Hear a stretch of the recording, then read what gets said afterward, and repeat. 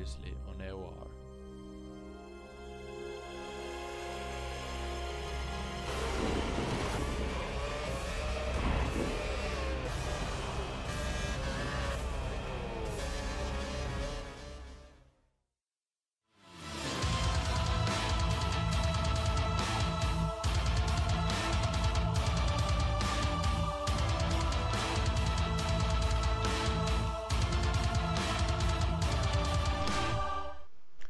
Hello everyone and welcome to Monaco for the Box Gaming coverage of Round 6, Season 8 of the AOR F1 2013 PC Split 1 League. I am of course Justin and I am joined as always by Miko.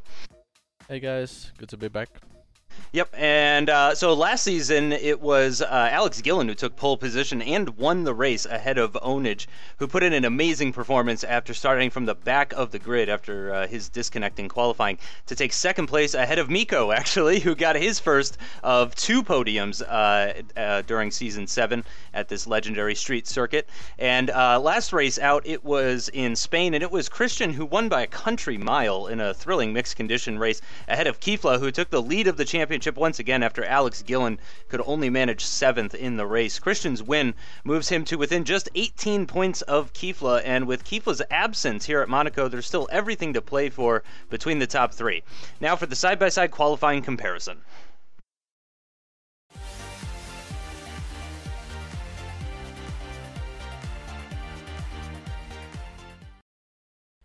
So we have F1 DJ on the left and Izamusing on the right as we approach the first corner, Sandevot. It's very bumpy under braking here and very easy to lock up. Both avoiding the wall on the left hand side and now the hill towards Massenet, keep the car on the right hand side and then flick it to the left, hugging the barrier before Casino corner. Both avoiding the hump on the left hand side here, and at this stage they are both pretty much neck and neck as we approach the slowest corner on the F1 calendar. First gear, only 50 kilometers per hour, and now 1 gear up through Portier. Very critical to get a good exit out of turn 8 for the run through the tunnel, accelerating up to 280 kilometers per hour before the break into the Nouvelle chicane. Izamusing using the rest of his curves here, and both navigating the chicane pretty well. Maybe a little corner cut from F1 DJ, and then the Tabac corner, you have to be super committed here, 4th gear, and then high speed chicane 13-14, brake just under the shadow, and Izamusing clearly ahead at this point, but F1 DJ has a better line for this chicane as we approach Rastkas, and F1 DJ again has a better line through this corner and gets a much better exit through the last corner. F1 DJ using the rest of his curves, which helps him gain maybe a half a second on Izamusing in the last sector alone, and that's what 4/10 looks like at the streets of Monaco. So it is another Turkish invasion here at AOR with Furkan on pole, Umur 2nd and Cem in 3rd, with the winner of the last race, Kristian Nenov, in 4th position. Alex Gillen is 5th, looking to get a good result in Kifla's absence, and also a great result for Mercedes with both cars in the top 6, while the Red Bulls complete the 4th row of the grid.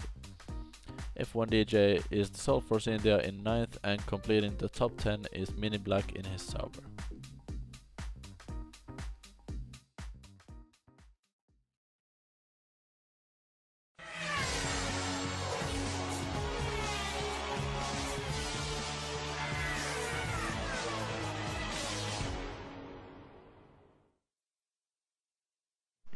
It is race time here in Monaco. There is a 0% chance of rain. We've got 12 cars on the grid, and without the moisture in the air, it is going to play, strategy is going to play a big part in today's race.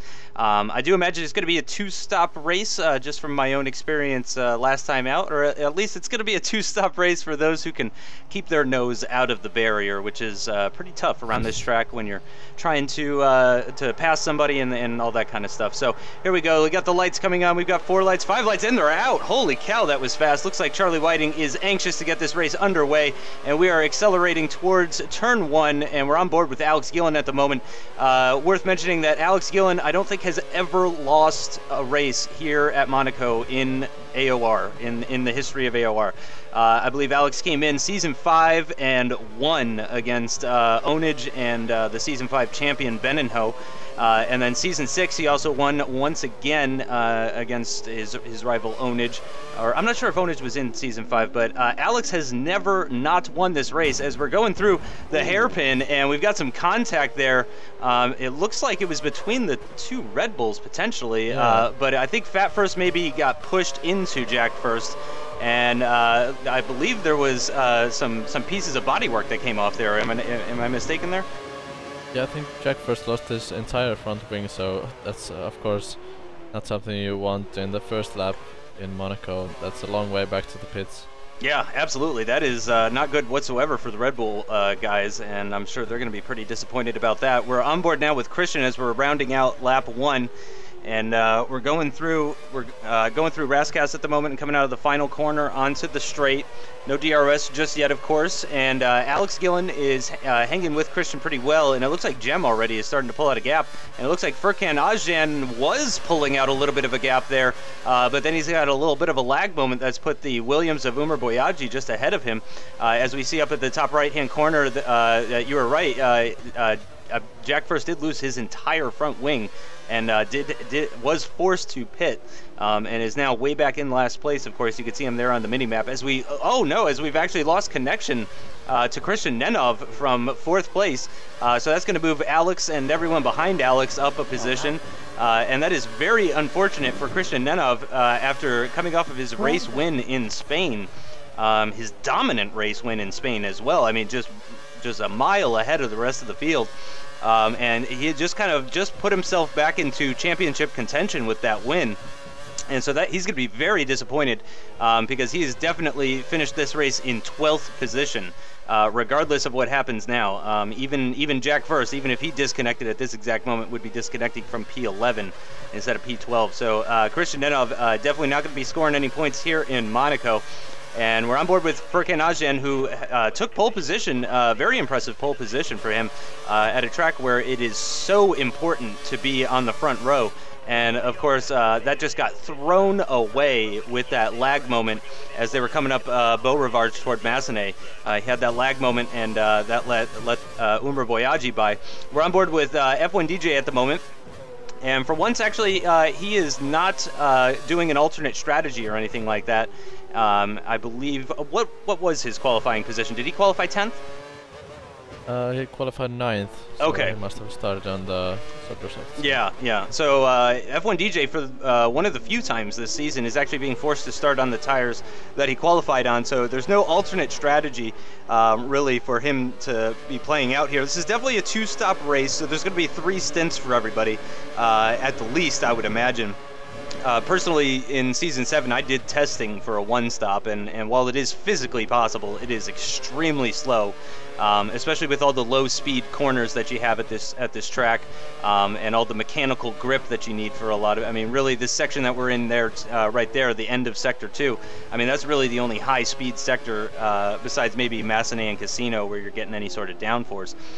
So once your tires start to go at this track, your lap time is severely affected. And you actually can get past. It's very difficult to pass here, as everybody knows. But if your tires are struggling enough, then certainly you are under threat from people behind, and you can definitely lose some positions that way. So I do imagine it's going to be a 2-stop race for just about everybody. But I think we're probably going to see a good mixture of people running 2 sets of primes and 2 sets of options. So everyone should be doing 3 stints, but depending on their tire wear should determine which tires they're running. Also, how many tires they burned up during qualifying is certainly going to be important as well. And if you look at the lap times, Alex Gillen in the as he loses one of the end plates there. Don't want to be doing that too much in this race if he wants to win this. And as I was saying, Alex is in the 113s, where I think Izamusing, his teammate, was in the mid-15s, so clearly losing a lot of time behind Midi Black, and probably has more pace on the prime tires than Mini Black on the options ahead. Yeah, Yeah, I think you're right about that. As we see Furkan also doing mid-13s there. He puts in a 1:13.5, fastest lap of the race for him, actually. His tires are holding up quite well, actually. Looking at the tire life indicator on the right-hand side there for Furkan, it looks like his tires are doing pretty well. So I'm wondering if maybe he's running a higher downforce or less camber or something along those lines, which might be playing into his hands. And as I mentioned before, it is going to be pretty important tire wear in this race because it is going to be a dry race. So it's not about, you know, calling when you're going to go in. It's more about having the right strategy going into the race rather than reacting to what's happening. Certainly, people will be reacting to the cars ahead and behind them when they pit. You know, they want to prevent an undercut and that sort of thing. But with the lack of rain, certainly it's going to be a little bit more straightforward of a race.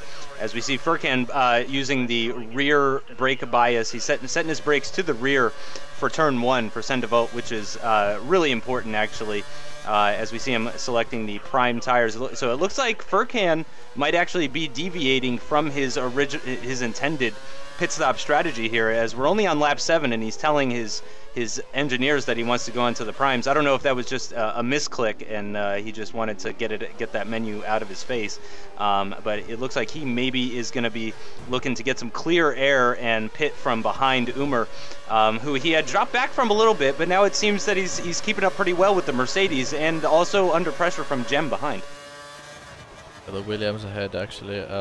Oh, that's a big corner cut from Umar, and really out of shape coming out of the. And that's Cem.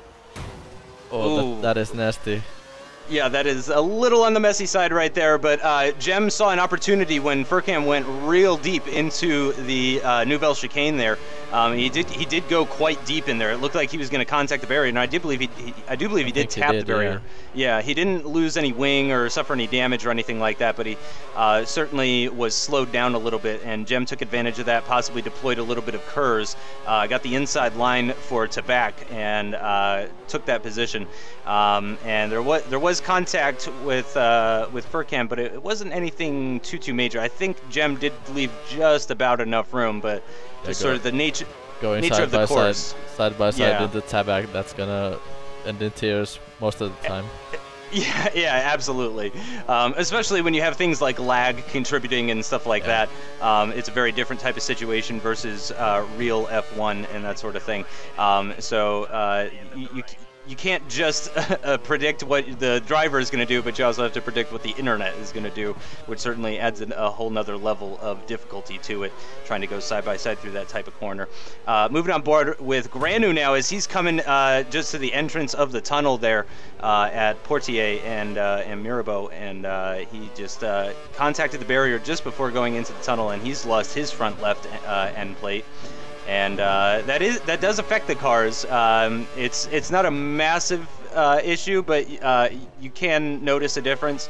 I don't know if they'll actually notice a difference in the lap times. It's probably going to be marginal, you know, maybe a few tenths here and there. It'll be worse for certain sectors rather than other sectors, certainly.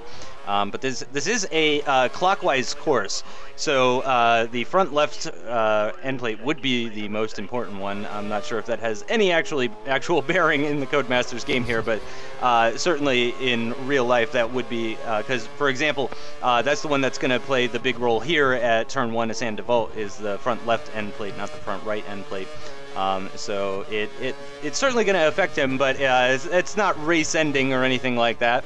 But one thing that a lot of people don't consider when they're losing their end plates is the extra second or two that you're going to lose in the pits when your team changes that front wing, whether you like it or not. Yeah, that's just extra time you're just giving away.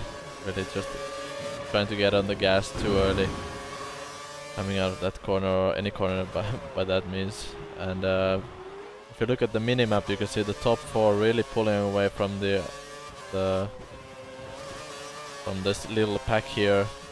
That's Fat First ahead, as we're on board with. Yeah, F1 5th DJ. through 7th, I think. Yeah, that's Fat First in 5th. So and we got Granu just behind as well. And Granu dives into the pits actually, so he's had enough of those tires, as we can actually see they're quite, they're not quite red yet, but they are quite a dark color of orange. And he is of course going to get a replacement wing as well. Should be a high 4, low 5, and it's actually a mid 5 second pit stop for Granu. So yeah, he definitely lost a couple of additional seconds in the pit stop as a result of that, but it does seem he's pitting a little bit earlier than the rest of the field, than most of the field anyway. Certainly not earlier than Jack First, who we're on board with at the moment, and who is definitely going to be running 2 prime stints, I would imagine, after having to pit after lap 1.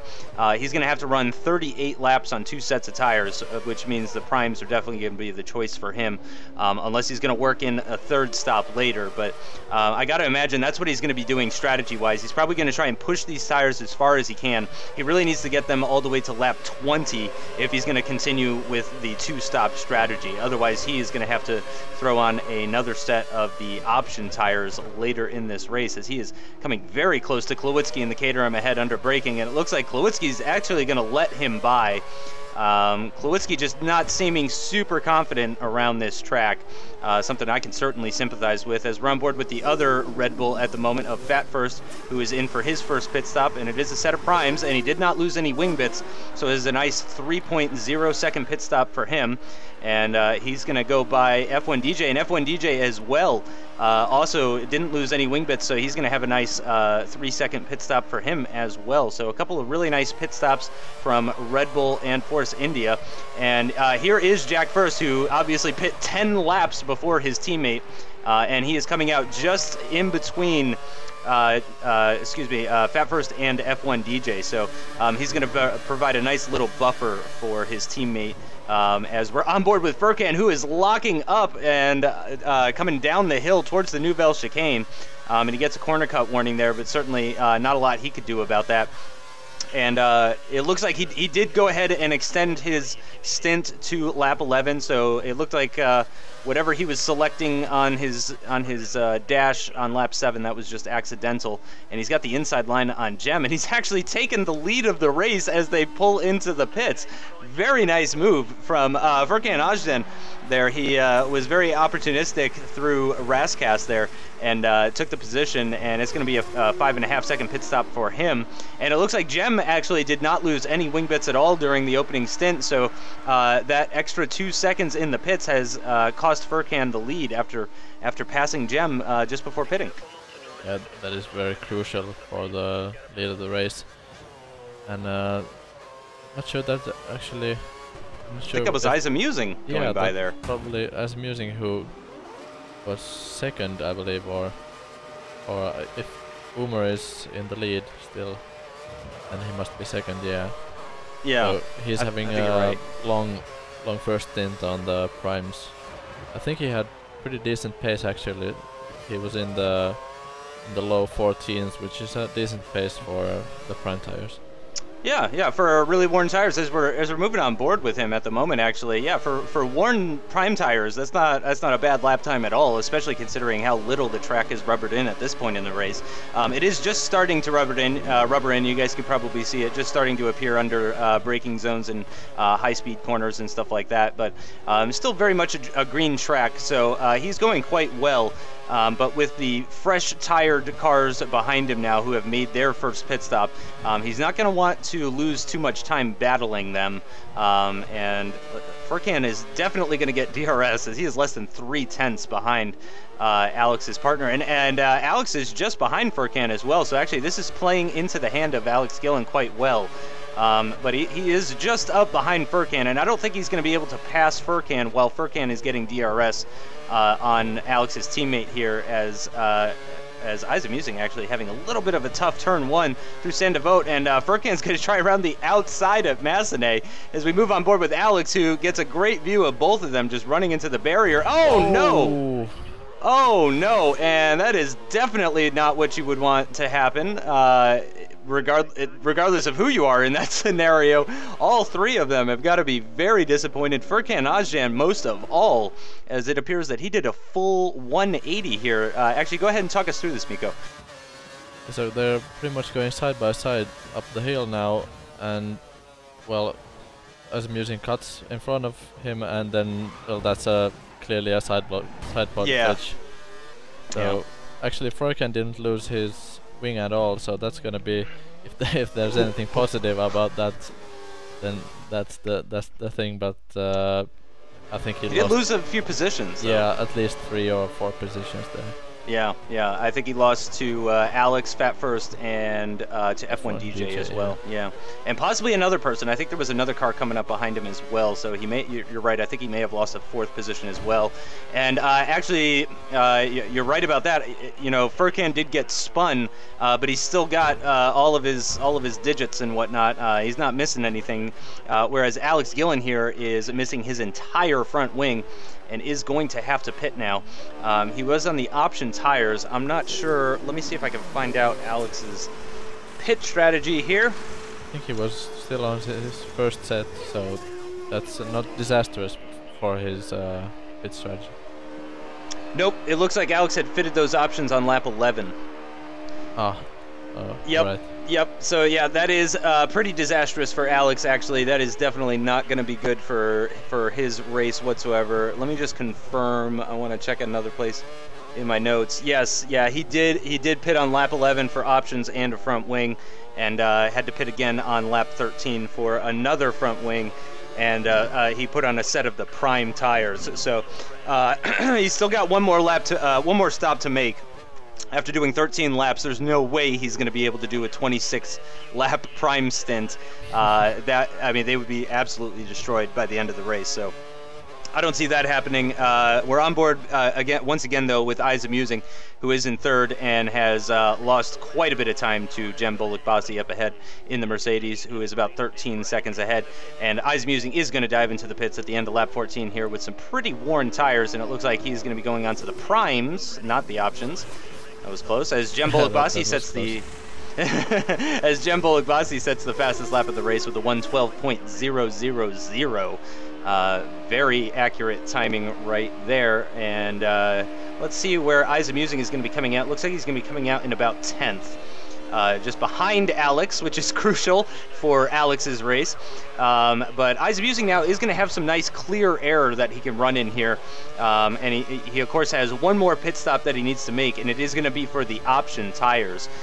So all things aside from that contact and destroying his own teammate's front wing, but of course that was a side pod glitch, so I don't believe there was any sort of penalty incurred there or anything like that.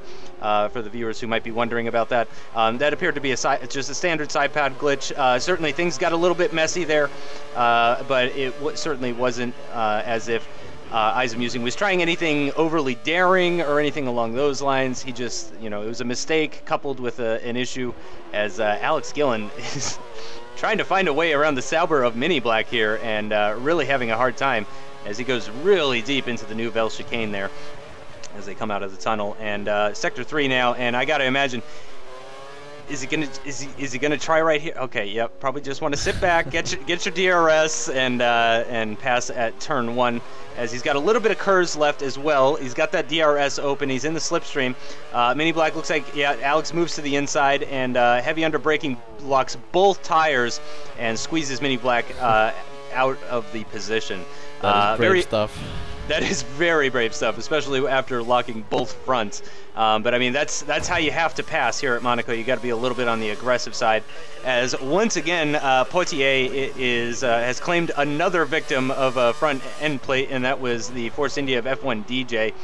And Furkan Özcan having a little bit of an unorthodox pass there, as he just cuts the Nouvelle chicane, and oh gosh, F1 DJ loses the other end plate. So he's now running around without the aid of both of his end plates at the moment, which is certainly not what you want in Monaco here. Yeah, but he's still continuing on. It's not a complete disaster if you lose your end plates. If the main part of the wing is still attached, there you can do reasonable lap time still if you don't want to compromise your pit strategy. And he did pit about 6 laps ago. It looks like F1 DJ pit on lap 10 for this set of primes. So he probably doesn't have too many more laps to do on this. Maybe 6 more laps or thereabouts to do on these tires and this wing, with this wing, of course, because he is going to get his wing changed when he changes these tires. But I don't think he's going to be losing enough time to warrant him adding an extra pit stop to his strategy, certainly. But he is going to be losing time to Furkan Özcan up ahead, as we can already see Furkan pulling out quite a gap. As we're on board with Jack First, who has been having a race to forget for sure. Currently running in 11th place and just behind Klawutsky. Again, Klawutsky has not seemed super happy around this track, and I would not be surprised if once again we're going to see him letting his fellow German driver Jack First by, possibly after the Nouvelle chicane once again, just as he did with his teammate. Nope, looks like Klawutsky is going to go ahead and continue on. And Jack First, really unfortunate that he's just having all these issues with the barriers and being hit and all that kind of stuff. This is a difficult enough race as it is without having to have those extra pit stops and that sort of thing. So certainly disappointing for him though, but Klawutsky goes a little bit wide through the penultimate corner, and that's going to allow Jack First up into a points-paying position, which is certainly very important. Want to try and this is a damage limitation for Red Bull at this point, or at least for Jack First. So any points he can grab are going to be certainly well welcomed, I have to imagine. Yeah, they seem to be doing a lot better in kind of high-speed tracks and such, and not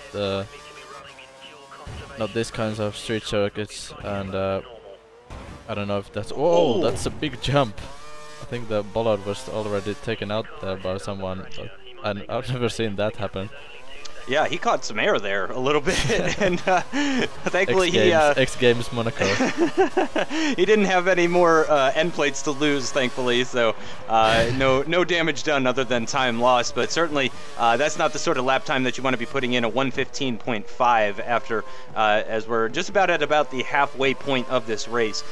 Somewhere halfway through lap 20 will be the halfway point of this race. So F1 DJ having a little bit of a hard time at the moment with his current circumstance. I'm sure he's going to be really looking forward to putting on a new wing and a new set of tires. And boy, it's a good thing that these teams aren't capable of actually running out of front wings, because some of these people I think are on wing number 3 already, as we're just coming into the halfway point. Oh no, his Fat First has locked up. Yep, and he has pushed Furkan Özcan right off as well. And yep, Fat First is going to get a penalty for that, but that was certainly unintentional. So I don't think that penalty is going to stick. Do we have info about that? I think it was removed, yeah. I don't see it in the results. Yeah. I think there was only 1 penalty for this race, so yeah. I don't think Fat First got a penalty there, so I think he got that removed, but he's not relinquishing the position just yet. As we're moving on board with Izamusing, who is behind Mini Black. Once again, we got a Ferrari behind the Sauber, and he's gone very deep into Raskas once again. And Izamusing, though, couldn't quite get by him there, coming out of the final corner. And he's got DRS on Mini Black now, and if he can brake late enough, if I can speak, if he can brake late enough, he might be able to take it, but no, he was way too far back going into turn 1 there. Coming up Beau Rivage towards Massenet, and he's getting that dirty air effect. This is one of the few locations of the track where you're actually losing downforce because of the car ahead. And breaking down now for Mirabeau and holding the right-hand side very tight and opening up. The tightest corner on the calendar here is the Grand Hotel hairpin. There is not a tighter corner on the calendar, and not normally a passing location, but Adrian Sutil might beg to differ, as he somehow manages to do it. I don't know how he does it, but I am not a Monaco master for sure, so I can't claim to know many of the secrets around here. As we have passed the halfway point of this race now, and we can see up at the front, first and second are still very close to each other. Then there's a little bit of a gap to third, a little bit of a gap to fourth, and then quite a big gap back to the rest of everybody else. In fact, I don't even think I'm identifying those cars properly. Yep, that's 6th, 5th, for third. Wow, okay, so yeah, the gaps are even bigger than I anticipated. Of course, this is the part of the race where some people have already made their second stop, some people have been forced to make a second stop, and some people are still only on their second stint after doing one stop. So things are a little bit messy at the moment. We're not really sure who is supposed to be where, but this is definitely a battle for position is between Izamusing and Mini Black. And Izamusing just having a really hard time, but not quite as hard a time as Mini Black. And F1 DJ is catching them ever so slightly. He's certainly not within DRS range, but he is catching them. And we're on board with Fat First at the moment. So yeah, this is the battle for third. Furkan Özcan just behind him, of course, after they had that excitement at the Nouvelle Chicane. Oh no, and Fat First has gone straight into the Michael Schumacher barrier, where he famously parked his car during qualifying. Oh wow, excuse me. And he's gonna pit, and he's gonna replace his front wing as well, and it's gonna be a 5.5 second pit stop for him, and that is gonna release Furkan Özcan, who is gonna be trying to put in some really fast laps right here, and maybe try and do the overcut on Fat First after that very long pit stop. And there seemed to be a lot of cars coming out of the last corner, and there is Fat First, so that's unfortunate for him. If he just was maybe 3 seconds faster, didn't lose his front wing, then he might have got past all these guys in the pits. Yeah, he is just behind them, so I think you're right. Even just without having to change his front wing, I think he would have come out either just alongside Mini Black or even just ahead of him, possibly. And possibly with the use of some curves up over bars would have been able to hang on to 5th place. But no, instead he is now in 9th position. He's got 3 cars just ahead of him. He's got F1 DJ, Mini Black, and also Izamusing. We're on board with Alex Gillen at the moment. He is in 5th position and following behind Granu currently. And he hasn't made any more stops just yet, so this is still the same set of primes that he put on at the end of lap 13 after losing his front wing. And he's going to have a look up the inside of Granu at the penultimate corner there. Oh no! And that has spun Granu right around, and I think possibly lost Granu his front wing as well, if I'm not mistaken. Yeah, that's exactly what happened, and really unfortunate, especially for Granu. That's basically just ruined his race. Yeah, absolutely. As we see Granu's front wing, or part of his front wing right there at the end of the lap, as we're on board with Fat First at the moment, and we're seeing F1 DJ having a little bit of look at Izamusing. F1 DJ saying, look, if you're not going to get around Mini Black, then at least give me a shot. And unfortunately, F1 DJ has gone a little bit wide and struggled through turn 1 as he was going side by side with Izamusing. And here's Granu with his missing wing. Everybody just trying to get by him as safely as they can, and I believe he's been run straight into the barrier by F1 DJ. So Granu is having the worst lap ever currently, as he has lost his front wing right at the end of lap 22, and then right at the sector 1 split of lap 23. It looks like he has contacted the barrier, and that's going to be a very slow lap time for Granu without a doubt. And let's see, so Fat First has managed to clear one of the 3 cars that he needs to clear to get the clear air clear that he needs in order to push ahead and try and catch Furkan Özcan. But he's still got the 2 Ferrari powered cars. He's got the actual Ferrari of Izamusing just ahead, as Mini Black has gone deep, and it looks like Izamusing is going to have the inside line, but Fat First is going to get the perfect racing line through, but unfortunately you can't really go 3 wide at Monaco. And he's going to have to just kind of hang back, and Izamusing takes that position, and Mini Black is definitely struggling, and that's given Fat First and F1 DJ the position. And here we see Granu up at the top right. He is pitting, and oh gosh, and he has lost another position. No, he hasn't. I'm sorry. That's him being lapped, I believe, by the Williams. By Umer, yeah. Yeah, so Granu is getting what's left of his front wing removed and a brand new one put on, and I'm sure he's going to be very excited to have some clear air and not have anybody run into him for a little while there. But I can tell you guys, Alex Gillen did receive a penalty for that from the game, and that penalty is going to stick. That was a bit of an opportunistic move from Alex when he could have gotten DRS and taken him in turn 1. So the stewards have ruled that Alex is going to hang on to that 10-second penalty. So wherever Alex finishes, excuse me, we are going to need to add a 10-second time penalty onto it, as Fat First up ahead, losing a bit of front wing. That could be lag related. That is known to happen, where you see parts come off that aren't actually real, but that may have actually been Fat First losing a bit of wing, as Izamusing is just letting F1 DJ by, and then F1 DJ running straight into the barrier, and that's going to put them side by side up Beau Rivage towards Massenet, and Izamusing takes that position back from F1 DJ, and I'm sure right about now is kicking himself for even letting him by. So that was probably not the best choice after thinking about it. So I think he caught the chicane at the harbor, and then just decided, okay, I'll give these positions back and then try to attack again. And looks like Fat First has lost his another. Yeah, I think that was a legit one if the other one wasn't.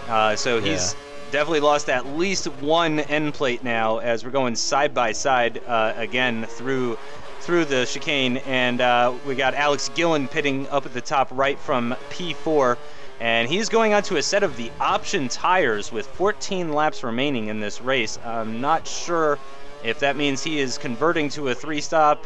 No, I mean, this is his 3rd stop actually, so I'm not sure if that was intentional or what's going on there exactly, but it looks like everybody's actually pitting as Jack First comes into the pits, and he doesn't need a wing change. So actually things are going decently well at this point for Jack First. He's moving through the field at least, and regaining positions that he lost at the beginning of the race. He didn't lose any wing bits during that stint, so things are looking up a little bit. Okay. So we got a replay here of Furkan, who is living life a little dangerously as he was rubbing on the barrier, and that has totaled his car. That's not the first time we've seen this, actually, in AOR, and safety car is deployed. We got the safety car here on lap 26, and you can see the safety car is out. It's just come out of the pits, and it's going through turn 1 at the moment. We're on board with Izamusing, who has caught back up to his teammate Alex Gillen, but this time Alex is in front instead of... and we lose connection, of course, to Furkan. Very disappointing for Furkan Özcan, certainly. And you really don't want to be losing any wing bits under safety car. Izamusing, you probably want to take it down a notch. Okay, and he is going to pit. That is pretty much expected as we see the Red Bull team hurrying out of the garage. Wow, those guys have definitely been drinking their own product, because they had a lot of energy coming out into the pit lane, and it looks like they were putting on a new set of tires for Fat First. Of course, Jack First just pit not that long ago. I think it was just a lap or two ago even. So that is Fat First who is pitting, and Izamusing just got. Was that the Force India of F1 DJ that just went by? Yeah, that's right, and that's a pretty good strategy if you think of. That's the safety car just parked in the side of the road. That was crazy. Wow, I've never seen that. Yeah, not sure what's happening there. I think the safety car might be drunk. It's going very slowly through Sector 1 right now. Right now it's somewhere between Massenet and Casino. No, it's already come out of Casino. It's headed toward Mirabeau. We're on board with Klawitsky at the moment, who has been promoted up to a points-paying position. Yay, Klawitsky! Just by running his race very steadily, certainly his pace has not been stellar, as we can see by the fact that he has a 1 minute and 8 second gap to Granu, who has been having a pretty difficult race for sure. And that was strange. That was F1 DJ moving past Klawitsky, and it said he was in 11th place. So I don't know what's going on at this point. I think Klawitsky was lapped down anyway, so this is just really strange. Yeah, that is very strange. Really not sure what's going on there, but it does look like the safety car has picked up a couple of cars. I'm not sure who it is at the moment, but it looks like the safety car has picked up a couple of cars. Yeah, it looks like they're just coming towards the tunnel at the moment. Or just coming out of the tunnel, excuse me. But very strange here. We're on board with Alex at the moment, who is in P3. This is now a couple laps later, so this is now lap 29. And the safety car light is flashing, which means safety car is in this lap as we get confirmation down at the bottom there. Safety car is in this lap, and we could see... Most of the pack is not even rejoined the...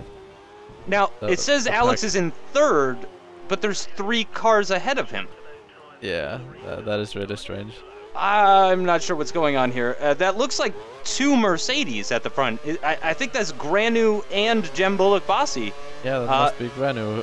He, for some reason, hasn't been able to unlap himself. Wow. Wow, that is a very strange safety car period for sure. As Granu does get waved the blue flag, so he is now officially a lap down.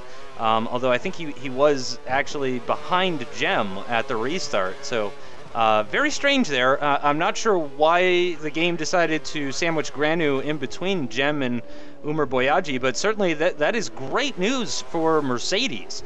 As you could see, Cem has already pulled out a pretty serious gap. I mean, he is gone. He is absolutely gone. So I don't know if Cem's been doing some fuel saving, and he's just riding. I mean, look at that. He's already headed towards Tabac. He's already going through Tabac. So Cem Bolukbasi at the restart here has gotten a serious advantage over the competition of Umar Boyaji in the Williams and Alex Gillen in the Ferrari. And F1 DJ is in 4th at the moment, but he is not the car that is behind Alex. The car behind Alex is Granu at the moment, who is a lap down. So it is 5.3 seconds to F1 DJ. So yeah, he's just coming out of the final corner and headed down towards the start-finish line at the moment. And we're on board with Izamusing right now, who is riding around in 5th place at the moment, actually, as we're coming on to start the penultimate lap. And he is not that far behind F1 DJ at the moment, but it doesn't look like there is going to be enough time left in this race for him to do anything. He is being caught by Jack First, however, as he runs a little bit wide through Massenet. Gets a nice line through Casino, though, heading down towards Mirabeau. He's going to hug that inside line. He's gone a little bit wide through there. He couldn't get on the power quite as early as he wanted to, but it is still a 1.4 second gap to Jack First behind, and it looks like Granu has gone ahead and pit, and he is looking like he's just trying to set fastest lap at this point, as he does a 1:10.5. Which I think is a qualifying time. Yeah, that's a couple seconds faster than I'm capable of in qualifying. I mean, that is a really impressive lap time from Granu here at the end of the race. So it's really unfortunate that he had as many troubles as he did, because clearly he has fantastic pace around the streets of Monaco here. And it is a 2.1 second gap now to F1 DJ. So as mentioned, Izamusing here is catching the Force India of F1 DJ up ahead, but it does not appear that there's going to be enough time left in this race for him to actually do anything about it. Ditto for Jack First, as actually Izamusing is on +1 laps of fuel. I saw other drivers were on -1 laps of fuel at the halfway point of the race. So Izamusing has done a fantastic job of managing his fuel during this race. And it looks like these skies are quite dark here, but we're not getting any rain or moisture or anything like that. It looks like it's just cloud cover specifically. We're on board with Alex at the moment for the final lap of the race, and his tires are quite worn, so I'm sure he is thrilled to be finishing this race, as even with those worn tires, he is braking at 75 meters or so under braking for the Nouvelle Chicane, which is really impressive stuff. Alex is famous for going high large brakes and setting them quite frontwards as well, and he's using those to fantastic effect even with the really worn tires. As we're coming around the final corners for the final time, it's the end of lap 39 here, and Cem Bolukbasi wins the Monaco Grand Prix. So for the first time in Alex Gillen's career, somebody other than him has won the Monaco Grand Prix. After 4 seasons in AOR, Alex finally has been beaten by someone. And those were certainly strange conditions. That was a very strange safety car period for sure, as F1 DJ gets a really impressive 4th place finish ahead of the other Ferrari of Izamusing, who comes home in 5th. And there we get the confirmation down at the bottom. Still going. Oh wow! And holy cow! Fat First has taken 7th position from Mini Black on the final corner of the race. Really impressive stuff there. So here's the actual classification here. Cem Bolukbasi wins the Monaco Grand Prix by just under 3 seconds ahead of Umar Boyaji in the Williams. F1 DJ grabs his first podium of the season in 3rd place because of Alex's 10-second time penalty. Because of that. Alex Yep. did. He got the penalty from the game, and then he got an extra 10 seconds. Oh, okay. because So of he actually had 20 seconds added on. Okay, so that Yeah. explains why he dropped all the way down to 6th. Izamusing moves up into 4th place finish, just outside the podium. If I'm not mistaken, I think that might be Izamusing's best finish of the season. Jack First, actually, great recovery drive from Jack First after his opening lap incidents. Finishes in 5th position with his teammate Fat First finishing in 7th. In the championship, Alex Gillen has moved ahead of Kifla, who did not show up for this race. Kifla was unable to race here in Monaco, and so Alex Gillen has moved ahead of him and takes the lead of the championship. Kristian Nenov as well, not scoring points here in Monaco because he was unable to finish the race after getting disconnected, of course. Umar Boyaji hangs on to his 4th place position, and Cem Bolukbasi, with his win, moves all the way up into 5th place now, with 1 point ahead of Jack First, who is 5 points ahead of his teammate Fat First. F1 DJ moves up into 8th position. He's now right in the middle of the pack points-wise, and tied with Izamusing, the second Ferrari, with Kolowitzki just behind him. Ferrari are hanging on to their championship position at the moment, as well as McLaren, Caterham, and Red Bull as well. Mercedes, though, with Cem's fantastic finish, moves themselves up into 5th from last in the championship. So great job from Cem, and great job from Mercedes. And I think we have a small audio clip from the winner himself. Let's hear what Cem has to say. Well, first of all, it feels awesome. My connection was not bad for the last couple of races, so I finally had the chance to show my actual pace. And I quite enjoyed this track, so I really wanted a good result. I started turning good, but I was super concentrated, so I managed to win. I'm very, very happy. And that is going to do it for this video. As always, there will be links in the description for the YouTube and Twitch channels for the drivers who submitted their footage. Thanks to Miko, as always, for doing all the editing and helping me with commentary. Yeah, no problem. And thanks for watching, guys, and thanks for helping us hit 1,000 subscribers. It's a really big milestone that we're really excited about, and we're really, really, really happy to have each and every one of you viewing this channel. And we will see you next time at Silverstone. We'll see you there.